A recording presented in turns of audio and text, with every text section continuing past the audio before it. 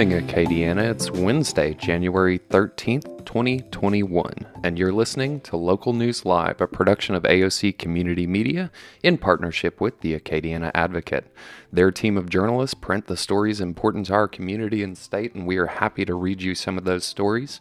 You can hear Local News Live Monday through Friday, 9 a.m. to 10 a.m. on AOC 1, the AOC Community Media channel on YouTube, and on Cypress Street Radio at aocinc.org/CS Radio. You can find the print version of these stories and more at theadvocate.com.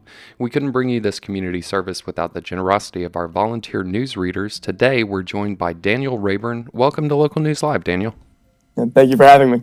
Well, thanks so much for reading. I'm going to go listen on Cypress Street. Thank you. Good morning, Acadiana.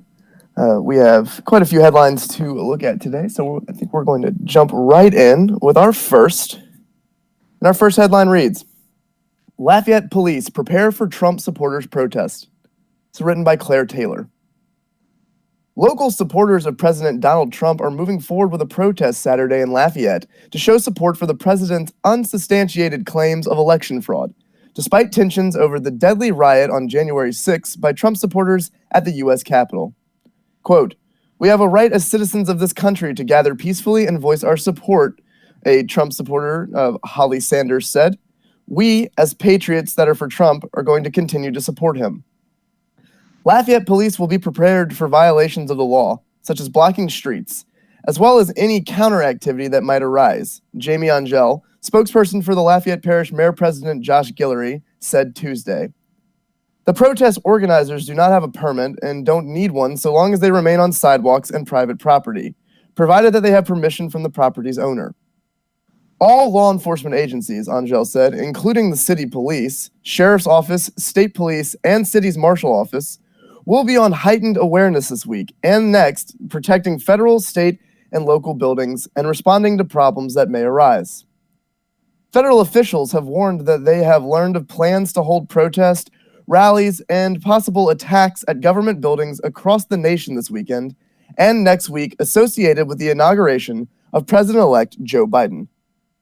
Sanders, appearing Tuesday on 98.5 News Talk's radio show The Ross Report, described Saturday's event as a rally, not a protest, a peaceful gathering of people. Sanders said she organized the event in December, after the presidential election in which Trump was defeated by Biden, although Trump and many of his supporters remain convinced, despite providing no evidence, that the election was stolen. Initially, Sanders called the event a Trump throwdown rally. She renamed it Hold the Line Rally after the events of January 6. The protest, which she stressed will be peaceful, is planned for 10 a.m. to noon at Ambassador Caffrey Parkway and Johnson Street in Lafayette. Quote, "The event is public," Sanders said, "as long as you're on the same side as us and support our cause, bringing everyone together in a peaceful unit to support Trump." Some in the community are trying to discourage the gathering, while others express concern about such an event while tensions remain high after the riot in Washington. Jamal Taylor, a local activist and co-founder of Stand Black, said he knows of no plans to counter-protest the Saturday event.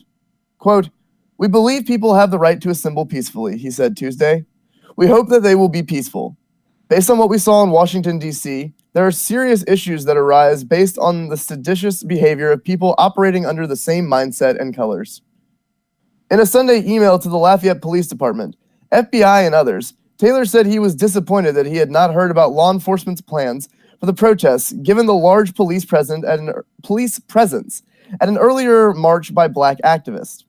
Quote, "It seems that we have a double standard as it relates to black citizens peacefully protesting and groups with potential ties to white domestic terrorist organizations," he said. I believe in the peaceful right to assemble. However, given the nature of the behavior that we have seen from far-right extremist groups, we must be certain that this does not spill over into the community. And now on to our second headline. Quote, "The worst I've ever seen. Some crawfish farmers fear they've lost season's crop after Hurricanes Laura and Delta." And this is brought to us by Megan Wyatt. Crawfish farmers who rely on the Vermilion River to flood and drain their fields are only just now discovering the effect Hurricanes Laura and Delta had on their crops. Philip Emanuel, who farms on about 45 acres in Breaux Bridge, stopped trapping last month after catching only enough crawfish to fill half a sack during his first run of the season. It's not worth his time or effort to trap so few crawfish, which are worth about $100 instead of the $1,000 he would normally make per day early in the season when supply is low and demand is great. Quote, "At this point, we're barely covering expenses," Emanuel said. "It's turning into a hobby, and I don't do this as a hobby. I do this for a living." It's still too soon to know the real effect the back-to-back hurricanes will have on crawfish farmers like Emanuel, who fear low levels of oxygen in the Vermilion River killed the bulk of the crawfish and eggs in his pond. Hurricanes Laura and Delta caused fish kills in bayous across much of Louisiana because of oxygen shortages in the waterways. Debris from major storms depletes oxygen levels in waterways as leaves, branches, and other organic material decompose. When major storms happen within weeks of each other, so close to crawfish season, it can devastate a farmer's crop. Quote, "It'll be much later in the season before we know the true effect," said Mark Shirley, a crawfish specialist with the LSU Agricultural Center. "Unlike rice or beans or cows that you can see and you can count, crawfish are in the ground. They're underwater. You don't see the crop until they finally pick up a trap. That's the nature of the crop, and that means you really have no idea just how good or bad it's going to be." Rudy Dupuy, another crawfish farmer in Breaux Bridge, said he's bracing for another season like the one that followed the August 2016 flood in South Louisiana. Quote, "I think unless something really changes, things will be pretty much exactly like that," Dupuy said. "That's the worst I've ever seen, and I've been farming out here pretty much all my life." Like Emanuel, Dupuy relies on the Vermilion to pump water into and drain water from his ponds during crawfish season.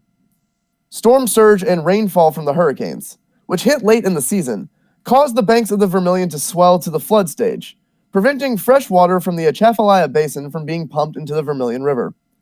Quote, "It's that Atchafalaya water that is so good," said Stephen Fournette, a geologist whose family works in crawfish farming. "It's that oxygen-rich, nutrition-rich water that just wasn't here for 6 weeks. Our water was black. It was just awful." Crawfish need at least 2 milligrams of dissolved oxygen per liter of water to survive, according to Shirley. The level in the Vermilion River measured close to zero for about 3 weeks following Hurricane Laura, recovering for about a week before Hurricane Delta made landfall and depleted oxygen for another 3 weeks.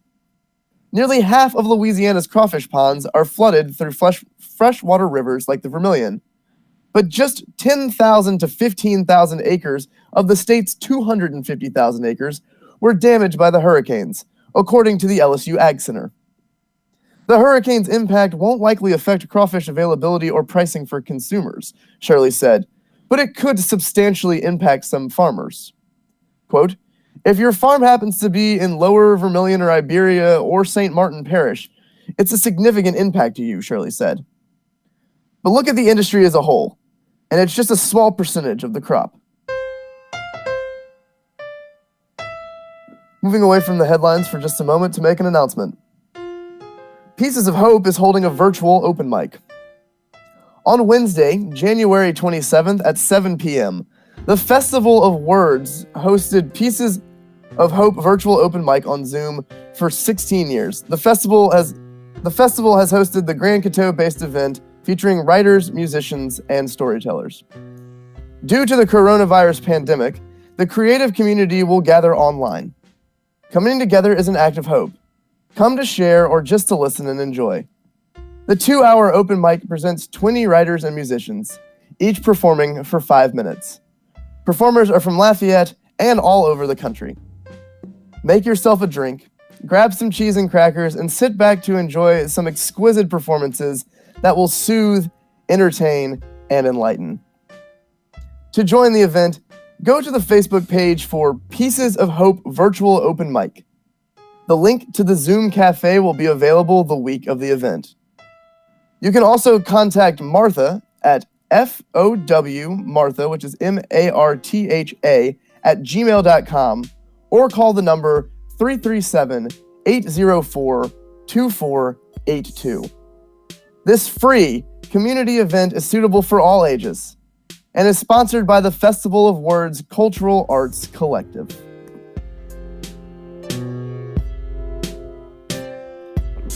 And now, back to our local headlines. Our next reads, Mystery hiker ID'd as Louisiana native. Man's body found in Florida in 2008. And this story is also brought to us by Megan Wyatt. A hiker known as, quote, mostly harmless, whose body was found in the Florida Everglades in 2018, has been identified as a Lafayette man whose family still lives in the area. The Collier County Sheriff's Office announced on Tuesday the identity of mostly harmless as Vance Rodriguez, a New York information technology worker with Louisiana roots. Two hikers discovered Rodriguez's body on July 23, 2018, at a small campsite deep in Florida's Big Cypress Natural Preserve. The man, who was known simply as mostly harmless by fellow hikers and those who worked to solve the mystery of his identity, had no identification, phone, or computer with him. An autopsy did not indicate foul play in his death. The sheriff's office quickly exhausted all traditional efforts to identify the man and asked the public for help.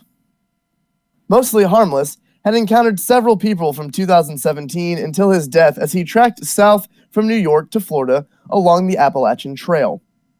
By all accounts, the man was reserved. He told people he was from Baton Rouge and that he worked in tech in New York. Most people knew him as mostly harmless, but a few knew him by other aliases, including Ben Bilemi. No one knew his real name. The case gained widespread interest outside of Florida among hikers and novice detectives who worked to solve the mysterious identity of mostly harmless through conversations in Facebook groups and Reddit threads. Last summer, in an attempt to generate renewed interest in the case, the sheriff's office released a podcast that detailed the final pages of the hiker's writing before his body was discovered.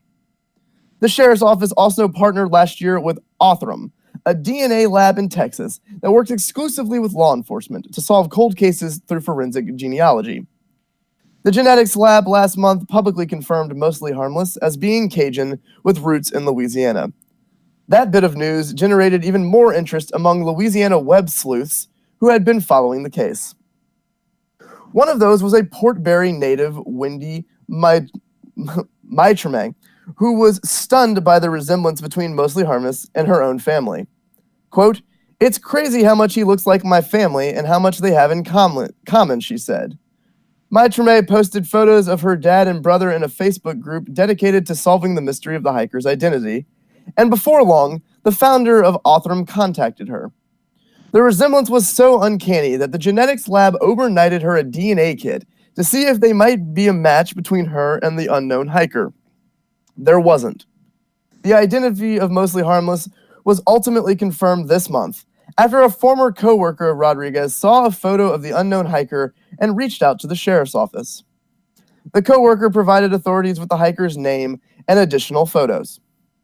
The Collier County Sheriff's Office reached out to the Lafayette Parish Sheriff's Office, and Lafayette deputies made contact with Rodriguez's family, who provided a DNA sample to Othram. The genetics lab confirmed a match based on the provided sample. Quote, "We are glad to have solved this case," Collier County Sheriff Kevin Rambox wrote in a Facebook post. Quote, "And we want to thank the community for their interest and for circulating the information that eventually reached the right person." On Tuesday, upon learning that mostly harmless had been identified as a Lafayette native, Maitrame had mixed emotions. Quote, "I'm so happy that he has been identified and his family has been notified of his passing," she said. "The thought of his remains just sitting in a cooler for years kept me up at night. I have prayed for his soul to find rest since I first read his story. However, it is a little bittersweet. I mean, how did no one in his family know that he was missing?" Rodriguez was born in 1976 near Baton Rouge, according to an article by Wired. His friends told Wired that Rodriguez tried to kill himself at 15, but survived a self-inflicted gunshot wound to the stomach. He was emancipated by a Lafayette court when he was 17, Wired reported. Rodriguez attended the University of Louisiana at Lafayette, then the University of Southeastern Louisiana, but didn't graduate. He eventually started working as a coder for an e-commerce company based in Baton Rouge called Shopper's Choice. The man had troubled relationships with women, according to Wired, and eventually moved in 2013 to New York City, where relationship problems continued. In April of 2017, he headed into the woods, leaving behind his passport, wallet, and credit cards, along with unopened food in his New York City apartment. Quote, Vance cut all ties and left, Rodriguez's friend told Wire. Everyone assumed he would show back up. And now to our next headline. UL classes begin Wednesday with virus measures in place. And this is brought to you by Ken Stickney. School was scheduled to formally begin at the University of Louisiana at Lafayette on Wednesday, with most classes offered in either hybrid or remote options. Faculty members have been on campus since Monday, and first-time freshmen enrolled Tuesday in University 100, a mandatory 3-credit seminar offered to incoming students to help them bridge from high school to higher learning at UL. Quote, students moved in over the weekend, said campus spokesperson Eric Marin. We are continuing as we left off last fall in hybrid or remote classes. Some classes are working on rotating schedules, meeting once a week in person and online for the other classes. Remote classes met online only. Marin said dorms, much like last semester, will operate under restrictions, including a no-visitor policy in the rooms, and students must present ID to enter the dorms. Quote, we worked well together, Marin said of students, faculty, and staff who conducted a full semester during the pandemic. He said masks remain mandatory on campus, as is social distancing. Free COVID-19 testing is again available on campus. UL said on its website that the testing is available near the Student Union and Cypress Lake Plaza. Registration is required and pre-registration is available. The effort to thwart COVID-19 has continued since the spring 2020 semester, University President E. Joseph Savoy said in his blog, published this week on the campus website. Quote, this is the 4th semester the university has confronted the challenges of COVID-19, he wrote. It will be 1 year in March that the pandemic first altered most aspects of campus life and operations. 10 months later, the virus remains a real and present danger. In his blog, Savoy noted the campus offers resources to promote student health and well-being, including in-person and telehealth counseling sessions. He urged people on campus to follow practices to mitigate the impact of COVID-19. Wear a mask or face covering, social distance, wash hands frequently, and limit gatherings. And stay at home if you're sick. The UL community should take heart in fact that vaccines have been deployed and released, he wrote. Savoy also made note of the riot at the U.S. Capitol last week, affected by a mob that gathered outside the national seat of government and overran police who are mandated with protecting elected leaders in the House and Senate. Quote, their actions are reprehensible and an affront to our nation's standing as the world's oldest constitutional democracy, he said. These events should remind us to recommit ourselves to the fundamental role universities play in exhibiting the power of critical thought, the value of engaged and responsible citizenship, and the strength of a pluralistic society governed by laws and protected by equal justice. Our next headline reads, Businesses eye loan program as recession lingers. Having struggled in recent months after 3 decades in business, Mo hair salon owner Joanne Lewis is looking to apply for another round of federal loan funds to keep the Baton Rouge business running through the coronavirus pandemic. Louis Ashby, CEO of Dynamic Production Services in Lafayette, is too, with the latest Paycheck Protection Program process getting rolling this week. Quote, I'm just trying to hold on as long as I can. If it wasn't for the PPP, we'd be really bad off, said Ashby, whose oil and gas service company was approved for $586,300 last year, but still faces a slump in business. Mohair was approved for $52,245 last year to help it survive. Although some customers have returned, it's not enough to offset costs, Louise said.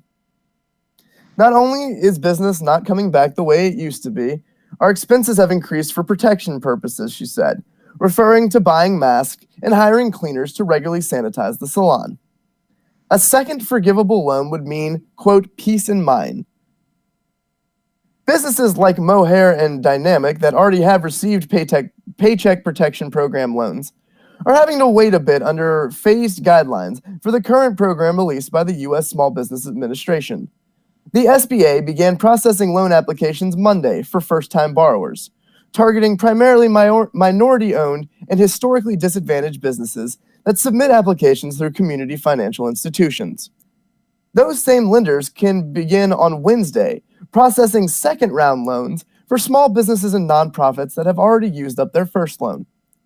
The lending portal will be available for other eligible lenders and borrowers in the coming days. Congress set aside $284 billion last month for the new round of loans as part of its second coronavirus relief package. The first round, that ended in August, awarded more than $525 billion in loans to 5.2 million recipients nationwide. In Louisiana, more than $7.6 billion in loans went to nearly 78,000 businesses. Existing borrowers with no more than 300 employees that have experienced at least a 25% drop in quarterly revenue may be able to receive up to $2 million in a forgivable loan in the latest round. First-time borrowers with no more than 500 employees may get up to a $10 million loan. The 5-year loans, based on payroll expenses for either 2019 or 2020, will have an interest rate of 1%. 60% of the loan must be used for payroll to qualify for forgiveness. Companies can use the rest for employee health benefits, mortgage interest, rent, utilities, and expenses that are essential to business operations. Restaurants and other hard-hit businesses, which have been operating with limited capacity for months, could seek a forgivable loan up to 3.5 times monthly payroll cost. All other businesses could get up to 2.5 times monthly payroll. Applications are due by March 31st. Businesses have 24 weeks to spend the money. Some business owners who receive loans in the first round said they hope that they don't need to apply again, but may have to depend on whether more restrictions are needed to curb the spread of the coronavirus. Frank's Restaurant Grill and Bar in Prairieville was closed for 2 months last year until the state allowed at least 25% capacity for restaurants to allow diners indoors. The local diner was approved for a loan through the program and used most of the $541,422 to pay employees. Quote, "We are not currently seeking any future funds as of now," said Frank Dedman III, general manager of Frank's. "With our limited capacity and restrictions still in place, we are able to barely manage our funds to keep us operating and paying all of our employees as of now." Many customers didn't return until the state moved into phase 3 of its reopening plan. But then, business slowed down when the state rolled back to a modified phase 2 that was extended Tuesday by Governor John Bel Edwards because of a spike in coronavirus cases, hospitalizations, and deaths in the state. If the state were to enact more restrictions, the restaurant would seek another loan. But even then, it might not be enough to keep the business afloat, Dedman said. Over at Dynamic Production Services in Lafayette, demand from customers has not rebounded much, even as the price of oil has topped $50 per barrel in recent weeks. Instead, extraction businesses are trying to keep costs down. Quote, "They are just running their business with the least amount of workers they can get by with. It's still volatile right now. Oil prices can drop out of sight in no time, and then we are back where we started," Ashby said. Adding to its problem, one of the company's clients with oil platforms in the Gulf of Mexico had shut down production before hurricanes slammed Louisiana in recent months, and 2 of those platforms are still getting repaired and not expected to need his services until May. Ashby said a lot of oil field services companies in the region, quote, "just shut their doors after the pandemic exacerbated a slump in oil prices. Thousands of workers lost their jobs in the Lafayette market. Quote, "It was terrible," Ashby said. And now, we'll take a break from our local and state headlines to look at our Today in History, as well as today's horoscopes. Today in History is brought to us, as it always is, by the Associated Press. Today is Wednesday, January 13th, the 13th day of 2021. There are 352 days left in the year. Today's highlight in history: on January 13th, 1982, an Air Florida 737 crashed into Washington, D.C.'s 14th Street Bridge and fell into the Potomac River while trying to take off during a snowstorm, killing a total of 78 people, including 4 motorists on the bridge. 4 passengers and a flight attendant survived. On this date, in 1794, President George Washington approved a measure adding 2 stars and 2 stripes to the American flag, following the admission of Vermont and Kentucky to the Union. The number of stripes was later reduced to the original 13. In 1898, Émile Zola's famous defense of Captain Alfred Dreyfus, J'accuse, was published in Paris. In 1941, a new law went into effect granting Puerto Ricans U.S. birthright citizenship. In 1964, Roman Catholic Bishop Karl Wojtyla, the future Pope John Paul II, was appointed Archbishop of Krakow, Poland, by Pope Paul VI. In 1967, the Rolling Stones' double A-sided single, Let's Spend the Night Together and Ruby Tuesday, was released in the United Kingdom by Decca Records. It was released the following day in the United States on the London label. In 1992, Japan apologized for forcing tens of thousands of Korean women to serve as sex slaves for its soldiers during World War II, citing newly uncovered documents that showed the Japanese army had a role in abducting the so-called comfort women.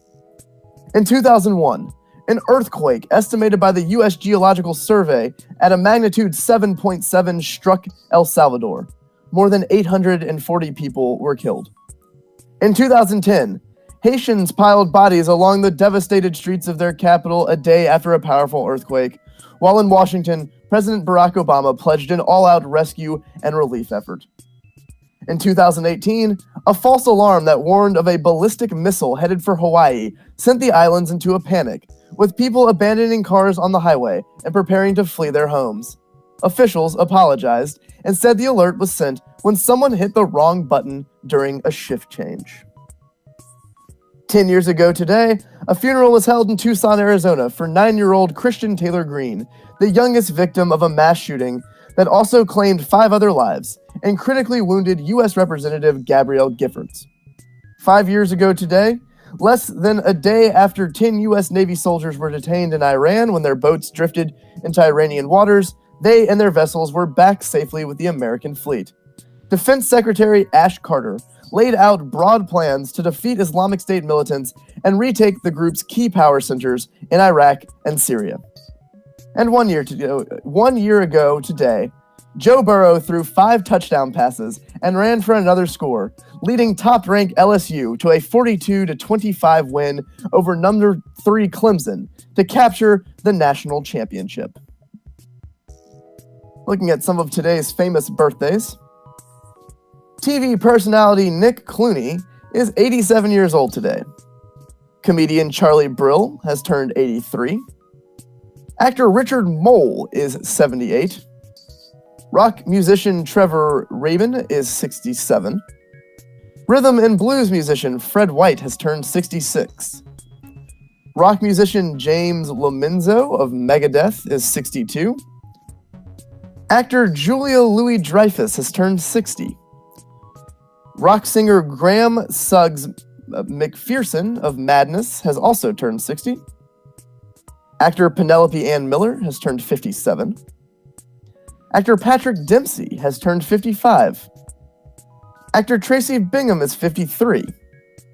TV producer-writer Shonda Rhimes has turned 51. Actor Nicole Eggert has turned 49. Actor Michael Pena has turned 45. Actor Orlando Bloom is 44 today.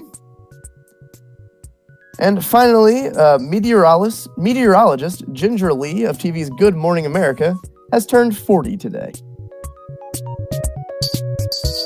Now moving into a look at today's horoscopes.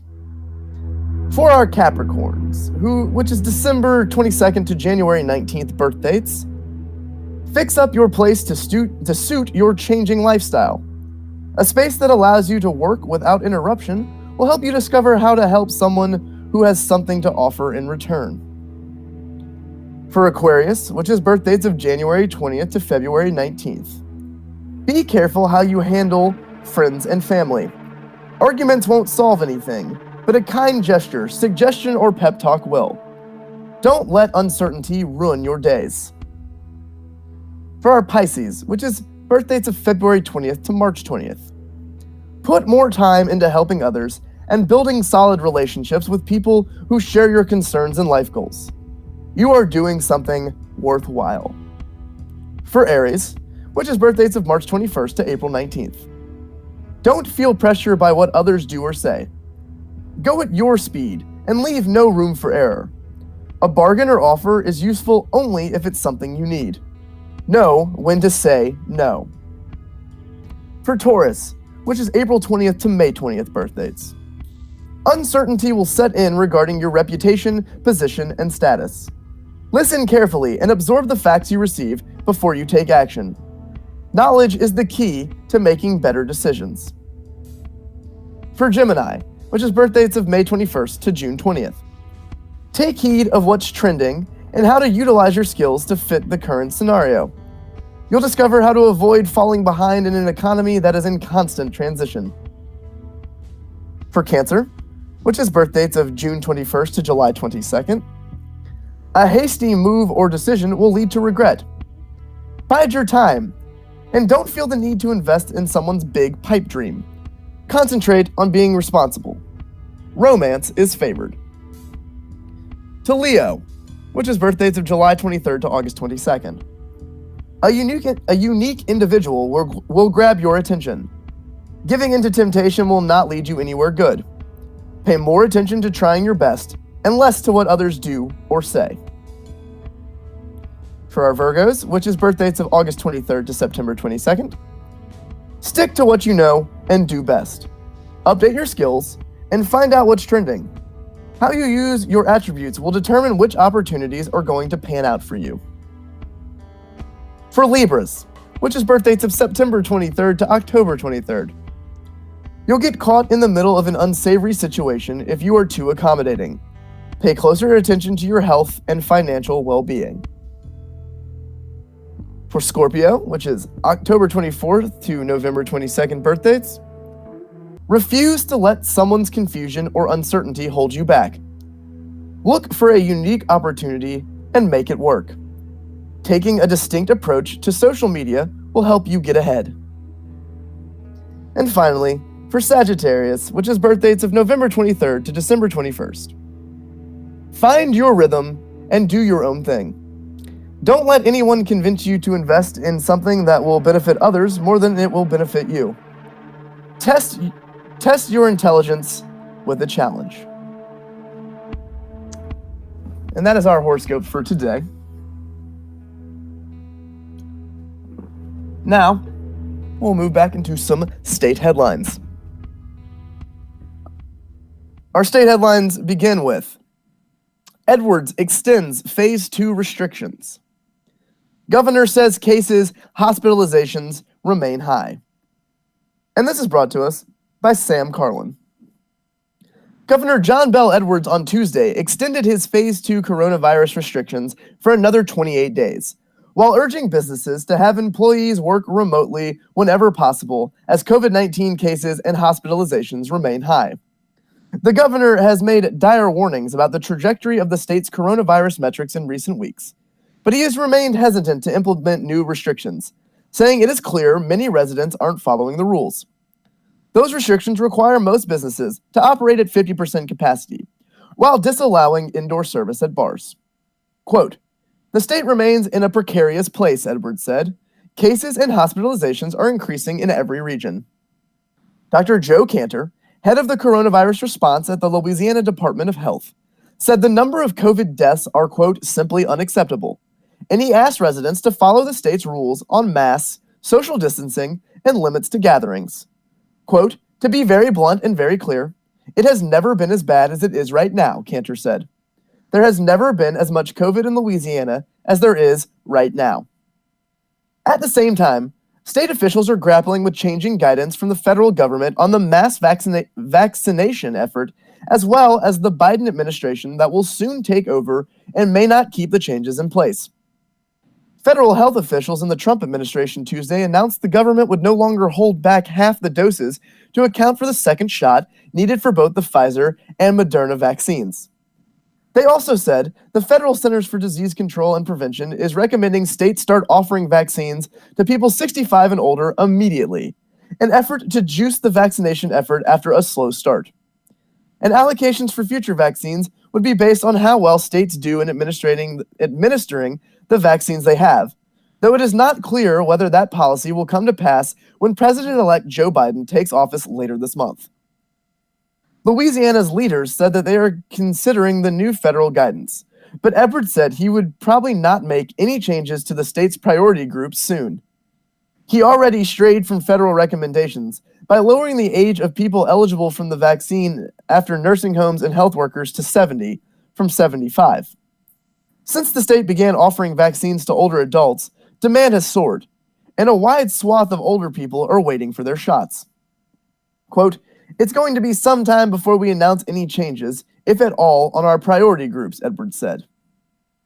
After a slow start, in which Louisiana ranked near the bottom of states in administering the vaccines it had received, data released this week shows the state has improved. According to the CDC, Louisiana ranks 23rd among the states and the District of Columbia in how many doses of the vaccine it has used per 100,000 residents. So far, doses have been allocated strictly on a per capita basis to each state.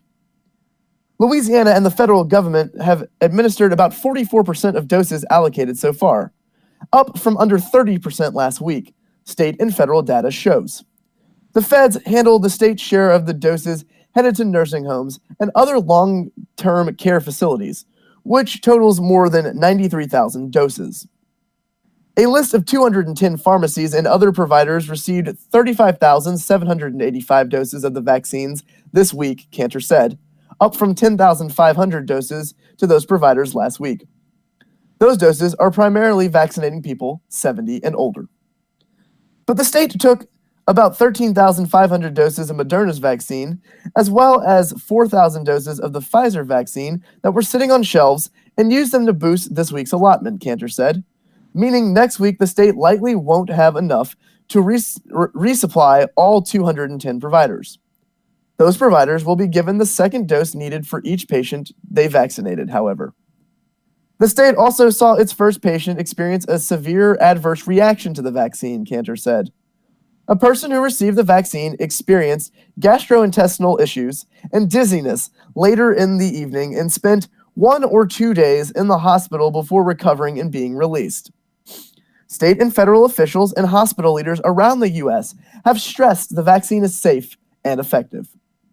While the state works to reach herd immunity by sometime later this year, the governor's administration is trying to get through to residents that have relaxed their precautions as the pandemic drags on, pleading with them to get takeout from restaurants, to work remotely, and to socialize via Zoom or FaceTime.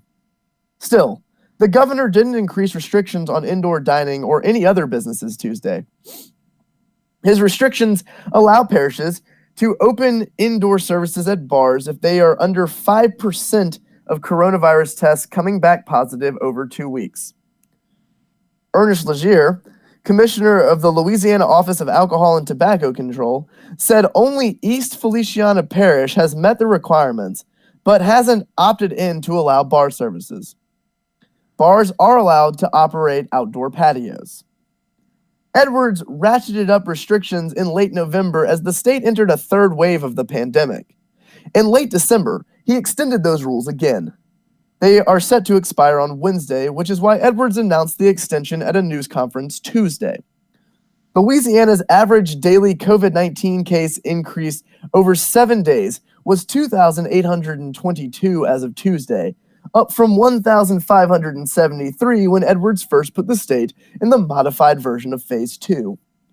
Hospitalizations remain high at 1,982 patients, well above the 1,600 patient peak from the summer surge in cases. Warner Thomas, the CEO of Ochsner Health Services, said Tuesday the metric has been a cause of concern among hospital and state leaders in recent weeks. Dr. Catherine Baumgartner, an infectious disease official at Ochsner, said the system is seeing patients arriving at hospitals after catching the disease at holiday gatherings. Quote, "Hopefully, we won't have to have any more restrictions and people will adhere to the guidance," Thomas said. "If not, I will not be surprised if we have to add restrictions." And looking at the COVID-19, the latest for case numbers in Louisiana. As of publication today, there has been 7,536 deaths connected to COVID-19, as well as 315,582 positive cases.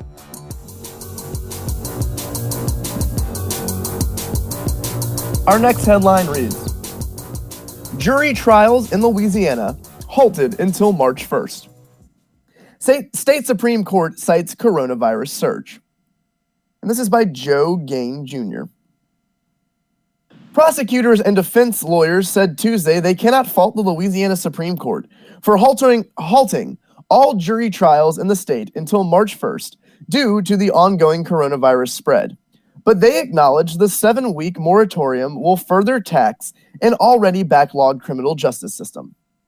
Baton Rouge attorney Tommy D'Amico said his 2021 trial docket was already booked up into August, with 2 major trials a month, but he didn't see any reason to disagree with the Supreme Court's order, which came down Monday.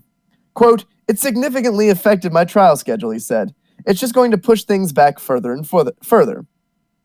Last year, the High Court imposed a months-long trial moratorium after Governor John Bel Edwards issued a statewide stay-at-home order on March 22nd in an effort to halt the spread of the coronavirus.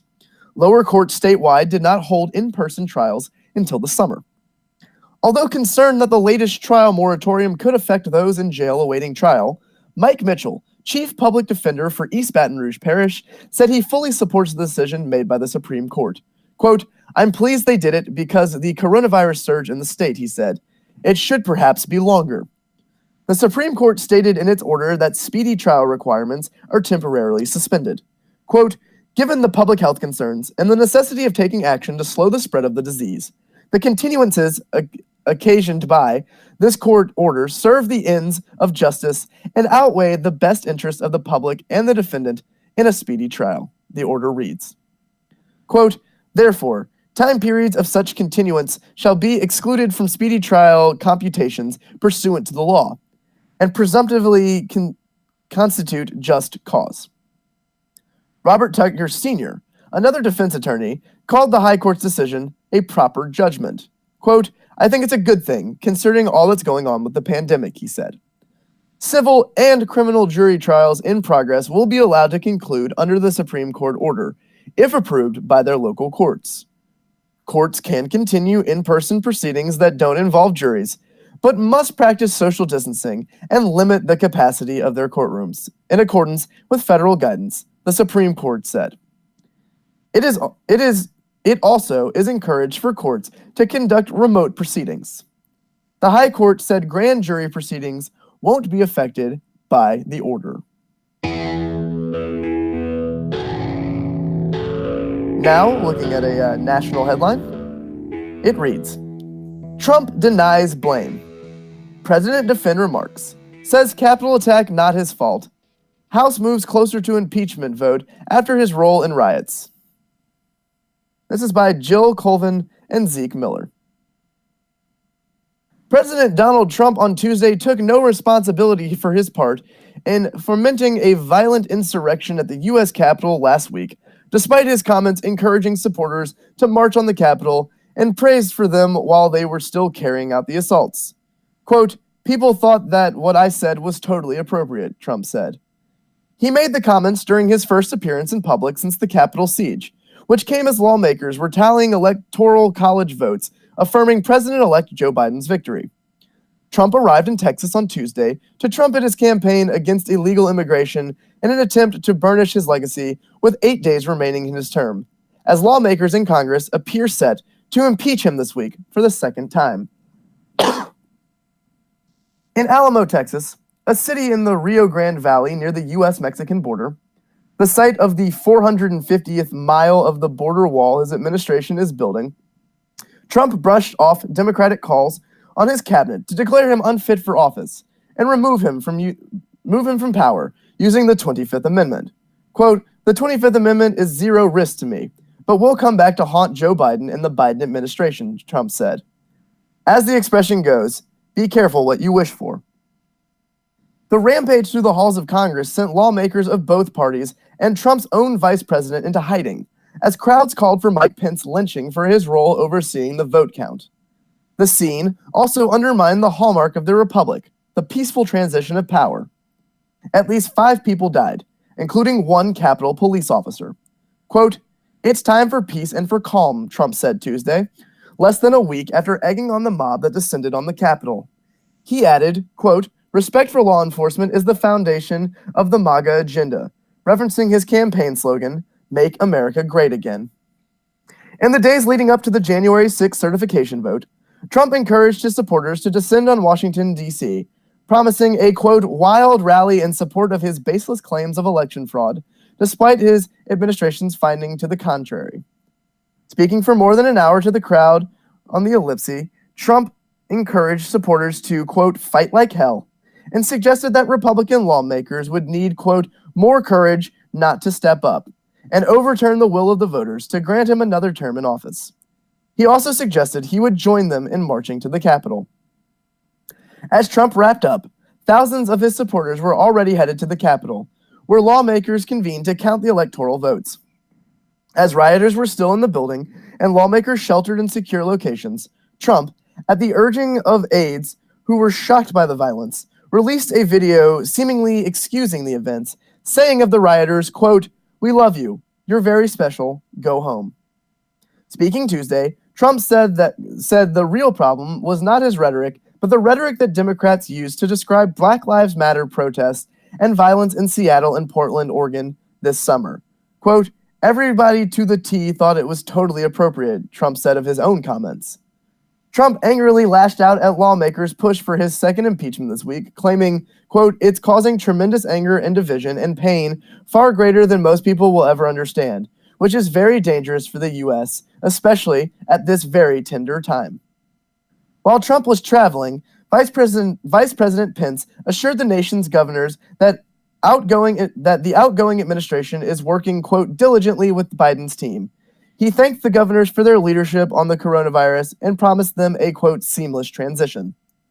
Trump aides have been urging the president to spend his remaining days in office highlighting what they see as the chief accomplishments of his presidency. Notably, a massive tax cut, his efforts to roll back federal regulations, and the transformation of federal courts with the appointment of conservative judges. But Trump has been consumed by baseless allegations of voter fraud and conspiracies. In Texas, he delivered remarks highlighting his administration's effort to curb illegal immigration and the progress made on his signature 2016 campaign promise, building a, quote, "big, beautiful wall across the length of the southern border, an imposing structure made of concrete and reinforced steel." But over time, Trump demanded modifications that have been largely rejected. He wanted it painted black to burn the hands of those who touched it. He wanted it adorned with deadly spikes. He even wanted to surround it with an alligator-filled moat. Although he promised that it would be funded by Mexico, U.S. taxpayers ended up footing the bill. In the end, his administration has overseen the construction of roughly 450 miles of border wall, likely reaching 475 miles by Inauguration Day. The vast majority of that wall replaced smaller barriers that had already existed, though the new wall is considerably more difficult to bypass. Over the past 4 years, Trump and his administration have taken extreme and often unlawful action to try to curb both illegal and legal immigration. Their efforts were aided in his final year by the coronavirus pandemic, which grounded international travel to a halt. But the number of people stopped trying to cross the southern border illegally has been creeping back up in recent months. Figures from December show nearly 74,000 encounters at the southwest border, up 3% from November and up 81% from a year earlier. A few dozen Trump supporters rallied hours before his visit to the Rio Grande Valley near the Harlingen, Texas airport, where he was scheduled to land. They planned to stage a caravan of vehicles flying flags that supported the president and far-right causes like QAnon conspiracy theories. Trump warned that a reversal of his policies by Biden would bring about a, quote, tidal wave of illegal immigration. He added, to terminate those policies is knowingly to put America in really serious danger.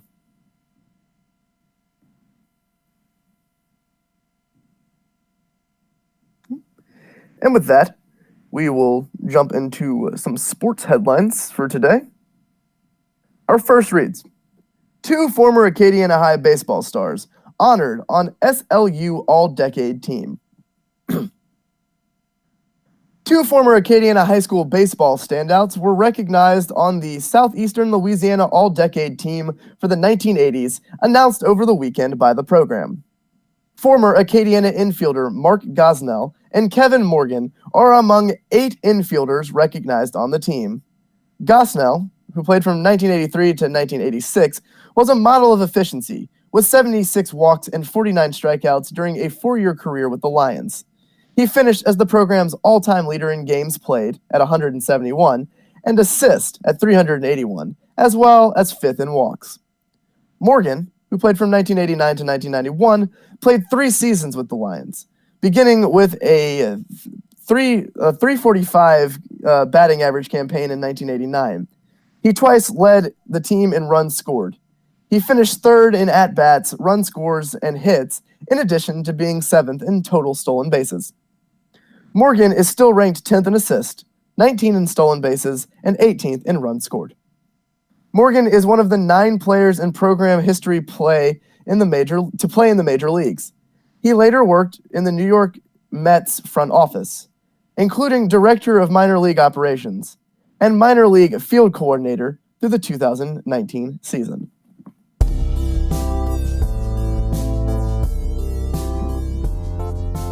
And now, we will look at our final sports headline, which will also be our final headline of the day. Ranking Boone. UL's number 15 final spot in AP poll opens doors for the Cajuns program. And this is brought to us by Kevin Foote. There are those that regularly digest college football polls with a grain of salt, and sometimes that approach is supported by sound logic. In fact, most head coaches spend much of their weekly press conferences during the season trying to devalue them, while numerous staff members and offices around their campuses take full advantage of them in countless ways. Sure, finishing number 13 may not do much for the Florida Gators, but there's also no way to shortchange what being ranked number 15 in the final Associated Press poll means for the UL Raging Cajuns football program. It's such a nice round number. Finishing number 16 would still have been quite an accomplishment for a program that hasn't been ranked since Harry Truman was president, but somehow 15 just elevates it. That number 15 makes it so much easier to stack as much luggage as a communication department can possibly fit on it between now and September 4th season opener against the Texas Longhorns. Yes, there will also be naysayers as a program strives to reach new heights, but that number 15 quiets a lot of them. Saying your football program won the Lending Tree Bowl or the First Responders Bowl is nice, but being ranked number 15 in the final poll is so much better. It's no longer about how significant it was to beat Miami, Ohio, or the University of Texas San Antonio. For the entire offseason, you're now 15th overall. Had the Big Ten and Pac-12 not played this season, it might not have meant as much, but they did. Some predicted UL's days in the polls were gone the minute those leagues returned to play, but not even close. The consistency of winning 10 of 11 games won out, and the Cajuns actually reached their highest ranking to date by the final poll. Having played 2 of the top 14 teams and 3 of the top 26, with wins over 2 of them, including number 9 Iowa State, adds a little extra shine to the nice block numeral. Somehow, the empty hole in the heart of Cajuns everywhere, left by not being able to play for the Sun Belt Conference Championship, got a sliver smaller once looking at that number 15 final ranking. So much of what's going on right now in college football is about appearance and about attractive options. No longer do you have to simply recruit players. You have to recruit them 2 and 3 times. You even have to re-recruit your own players because of the freedom to jump ship in college athletics makes NFL free agency look like Major League Baseball before Curt Flood. Imagine the potential impact that number 15 for a former recruit that chose a Power 5 program instead of the Cajuns, and things didn't quite work out as planned. Suddenly, that Raging Cajuns program is ranked number 15. UL coach Billy Napier made it very clear during the recruiting process that he wants UL to be a desired destination for Louisiana players who sign elsewhere and later yearn to return home. That's already happening with former TCU wide receiver John Stevens of Logansport, former Kansas State defensive back Tyron Lewis of Hammond, and former Nebraska offensive lineman Matthew Anderson of Leeville. It can work outside the state lines as well. Former Iowa State defensive lineman Latrell Bankson from Georgia and former Kansas outside linebacker Clinton Onwuaru from Texas are headed this way as well. It also doesn't hurt when it comes to coaching hires. Sure, it's possible a coach like former Alabama player and coach Wes Neighbors might have come to UL anyway to fill a vacancy on the Cajuns' defensive staff, but that number 15 must help in pulling the trigger. The number 15 is also going to play dividends in the minds of many poll voters this summer when they cast their ballots for that first poll of the 2021 season. It may very well create a juicy season-opening showdown in Austin between a pair of nationally ranked teams. Napier knows the impact of that number 15 won't last forever. The program will have to continue its progress, or the, quote, "what have you done for me lately" syndrome will eventually set in. But for this entire offseason, just keep piling it on. Number 15 can handle it. Before we end this morning, we will look at funerals in the Acadiana area. Today's funerals include Philip Boulette, whose service will be held at St. Michael the Archangel Catholic Church at 2 p.m. There will also be a funeral for Curly Hanks, with service at Walter's Funeral Home at 10:30 a.m. And our final funeral of the day is for Steve McKnight, whose service will be held at Fountain Memorial Cemetery in Lafayette at 1 p.m. This has been Local News Live for January 13th, 2021. I've been your reader, Daniel Rayburn. Join us at 9 a.m. Monday through Friday on AOC 1, Cypress Street Radio, or the AOC Community Media channel on YouTube. You can read these stories and more at theadvocate.com and find out how to volunteer and more at aocinc.org. That's aocinc.org. Thank you for listening. Please join us tomorrow, and have a great day, Acadiana.